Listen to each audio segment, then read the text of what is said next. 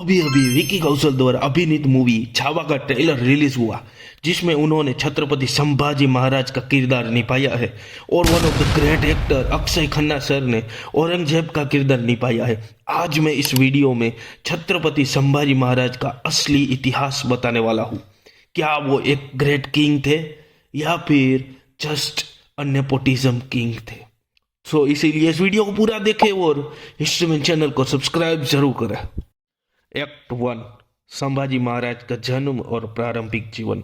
छत्रपति संभाजी महाराज का जन्म 14 मई 1657 में पुरंदर के किले में हुआ था, जो वर्तमान में पुणे कहा जाता है। उनके पिता का नाम शिवाजी शाहजी भोसले और माता का नाम साईबाई था। जब संभाजी 2 साल के थे तब उनकी माता साईबाई का अवसान हो गया, जिसके बाद उनका पालन पोषण उनकी नानी जीजाबाई ने किया। 9 साल की आयु में संभाजी को पुरंदर की संधि के अनुपालन को सुनिश्चित करने के लिए एक राजनीतिक बंधक के रूप में आमेर के राजा जयसिंह प्रथम के साथ रहने के लिए भेजा गया था, जिस पर शिवाजी ने 11 जून 1665 में मुगलों के साथ हस्ताक्षर किए थे। संधि के अनुसार संभाजी मुगल मनसबदार बन गए। वह और शिवाजी 12 मई 1666 को आगरा में मुगल सम्राट औरंगजेब के दरबार में उपस्थित हुए, लेकिन औरंगजेब ने उन्हें दगा दिया और धोखे से दोनों को नजरबंद कर लिया।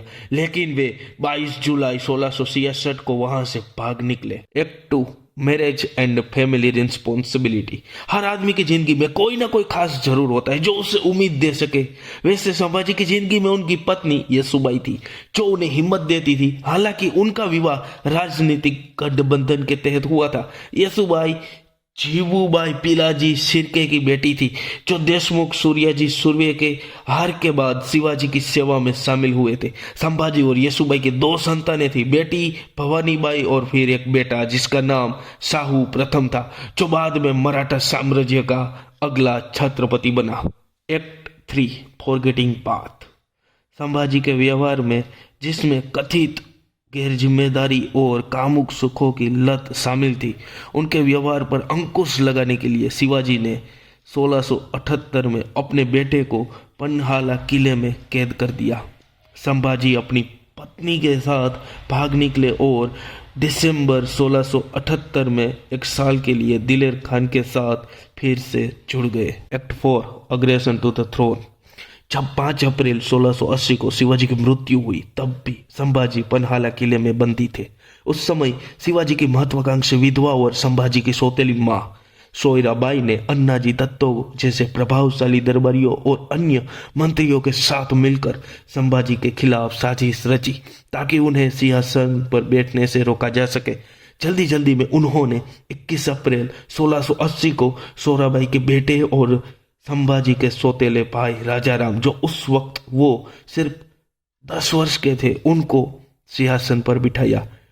यह समाचार सुनते ही संभाजी ने भागने की योजना बनाई और किले कमांडर की हत्या करके 27 अप्रैल को पन्हाला किले पर कब्जा कर लिया। 18 जून को उन्होंने रायगढ़ किले पर नियंत्रण हासिल कर लिया। संभाजी औपचारिक रूप से 20 जुलाई 1680 को सिंहासन पर बैठे और अगले छत्रपति बने। उसके तुरंत बाद संभाजी को मारने की साजिश रची गई, जिसमें औरंगजेब के चौथे बेटे अकबर और सोयराबाई के मोहिते क्लैन के कुछ आदमी और अन्नाजी दत्तो को जिम्मेदारी सौंपी गई और वह सब नाकाम रहे, जिसके बाद संभाजी ने उन्हें राजद्रोह के आरोप के तहत मरवा दिया। Act 5, 27 years. संभाजी महाराज ने अपने छोटे से जीवन में जो उल्लेखनीय कार्य किए, उनका संपूर्ण भारत पर दूरगामी प्रभाव पड़ा। इसके लिए प्रत्येक हिंदू को उनका कृतज्ञ होना चाहिए। उन्होंने औरंगजेब की 8 लाख की मजबूत सेना का बहादुरी से सामना किया और युद्ध के मैदान में कई मुगल सरदारों को हारकर उन्हें पीछे हटने पर मजबूर कर दिया। इस कारण औरंगजेब महाराष्ट्र में युद्धों में लगा रहा और इस प्रकार शेष भारत लंबे समय तक औरंगजेब के अत्याचार से मुक्त रहा। इसे संभाजी महाराज की सबसे बड़ी उपलब्धि माना जा सकता है। यदि संभाजी महाराज औरंगजेब के साथ समझौता कर लेते और उसके सहायक राजकुमार बनने के प्रस्ताव को स्वीकार कर लेते तो अगले 2 या 3 वर्षों में औरंगजेब फिर से उत्तर भारत पर कब्जा कर लेता। हालांकि संभाजी महाराज और अन्य मराठा शासकों के संघर्ष के कारण औरंगजेब 27 वर्षों तक दक्षिण भारत में युद्धों में फंसा रहा।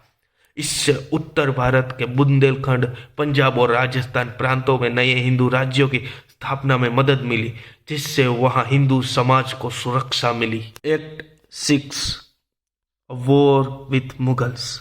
मुगलों ने अपना आक्रमण 1681 में दक्षिण महाराष्ट्र के उत्तरी क्षेत्र के नासिक बागलान में शुरू किया। वर्ष 1686 तक मुगल सेना किसी भी किले पर कब्जा करने में सफल नहीं हुई थी। हालांकि मुगल सेना ने संभाजी महाराज के शासनकाल के अंतिम 2 वर्षों के दौरान कुछ किलों पर कब्जा कर लिया था, लेकिन औरंगजेब को विश्वासघात को प्रोत्साहित करने के लिए मजबूर होना पड़ा। 1686 के अंत में किलेदार आसोजी को मनसब देकर मुगलों ने सलहेर किला ले लिया। 1687 में रामसेज को भी धोखे से जीत लिया। 1688 के अंत और 1689 की शुरुआत में मुगलों ने धोखे से हरिशगढ़, त्रिंगलवाड़ी, मदनगढ़, मोदंत, ओंधा और करणी को हासिल किया। 1689 की शुरुआत में मातबर खान ने श्यामराज और तेलंगराव को नकद और मनसब देकर त्रिबकगढ़ पर कब्जा कर लिया। पट्टागढ़ इस पैटर्न का एक अपवाद है। सीधी लड़ाई के बाद इस पर कब्जा कर लिया गया। संक्षेप में यह कहा जा सकता है कि मराठों ने 1686 तक अपने लगभग सभी इलाकों पर कब्जा कर लिया था और अंत में उनके खिलाफ हथियार नहीं बल्कि विश्वासघात के हथियार ही कारगर साबित हुए।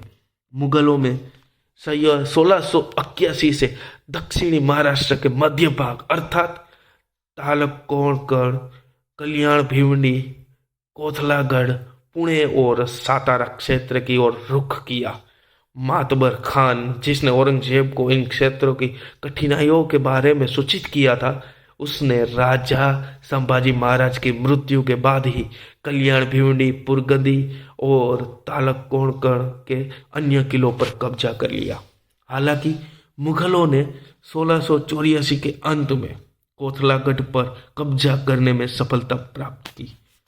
किरेदार द्वारकोजी को 2500 अशरफियों की रिश्वत देकर 21 अगस्त 1688 को मातबर खान ने किला माहुली पर कब्जा कर लिया। दक्षिण कोंकण में मराठों ने संभाजी महाराज के शासनकाल के अंत तक संगमेश्वर, राजापुर, पन्हाला, मलकापुर, खेलना, परगट, कोपल, बहादुरबंदा, सिरोले और कोंडा पर कब्जा कर लिया। गोवा में मुगलों ने फरवरी 1679 से अंतराज महल में अपना शासन स्थापित कर लिया। Act 7 capture and execution.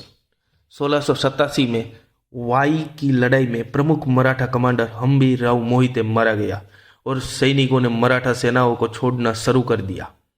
Sambhaji और उनके 25 सलाहकारों को फरवरी 1689 में संगमेश्वर में एक झड़प में मुगरब खान की मुगल सेना ने पकड़ लिया था।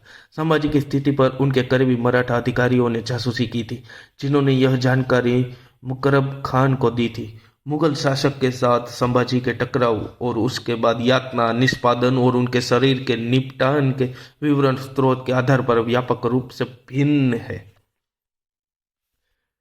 कई इतिहासकार ये कहते हैं कि औरंगजेब के सामने झुकने और इस्लाम में परिवर्तित होने का आदेश दिया गया था और ऐसा करने से इनकार करने के कारण ही उन्होंने कहा कि जिस दिन औरंगजेब उन्हें अपनी बेटी का हाथ सौंपेगा उसी दिन वे इस्लाम स्वीकार करेंगे, जिस कारण उनकी मृत्यु हो गई। ऐसा करने से उन्होंने धर्मवीर की उपाधि अर्जित की। संभाजी और कवि कलश को फांसी देने का आदेश दिया। संभाजी की आंखें फोड़ दी गई और कवि कलश की जीभ काट दी गई। पुणे के पास भीमा नदी के तट पर तुलापुर में सिर काट कर मार दिया गया। फिर आपने ये सीन सांभा मूवी के एंड वाले ट्रेलर में देखा होगा, जहाँ पे हम छावा को हथकड़ियों से बंधे हुए देख सकते हैं, फिर भी वो झुका नहीं। ऐसे थे वीर संभाजी महाराज। अगर आपको ये वीडियो पसंद आया है जरा सा भी तो इसे लाइक करें, आगे शेयर करें और हाँ, हिस्ट्री मैन चैनल को सब्सक्राइब करना ना भूलें। Thank you for watching.